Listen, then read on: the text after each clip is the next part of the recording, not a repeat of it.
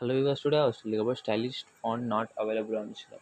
For that, we need to go to Instagram account, and here I was tapping on story, and here I was tapping on this picture, and here you can see uh, we didn't have so much stylish font.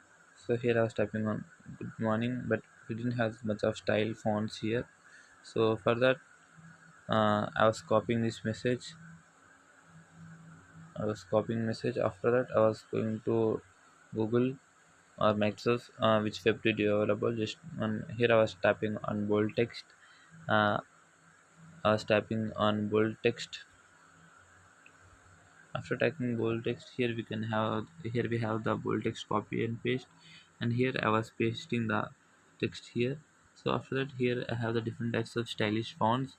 So I was copying this text. I was copying this bold text. I was tapping on select all, and I was coming back, and here I was pasting it. I was pasting the message of good morning of bold text. Uh,